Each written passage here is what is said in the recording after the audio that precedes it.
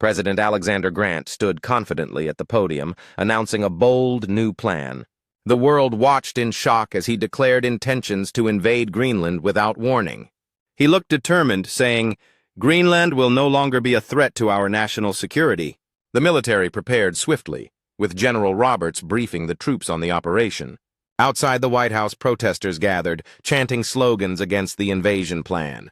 Alexander Grant's advisors warned him about the international repercussions of such an action. He responded firmly, "Our national interests come first, and Greenland is no exception." The press quickly spread rumors about secret negotiations and military movements. Greenland's government issued a plea for peace, fearing a war they couldn't win. In private, Alexander Grant confided in his aide, "This will be a historic moment." As the invasion began, soldiers moved in swiftly, surprising the Greenlandic defenses. The skies over Greenland darkened with military aircraft and parachuting troops. President Grant watched the operation unfold, feeling a mix of pride and tension. He declared, "This is a new chapter in American history and global power."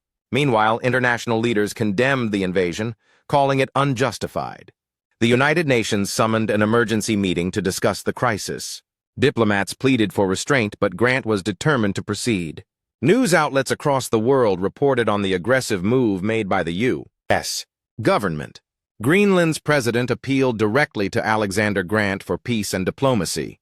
He replied coldly, "There will be no negotiations until our objectives are met." The invasion sparked protests in major cities across the globe against U.S. aggression. Inside the White House, Alexander Grant prepared a speech to justify his actions. He said, "We took decisive action to protect our interests and ensure stability." Despite global criticism, Grant remained steadfast, pushing forward with military plans.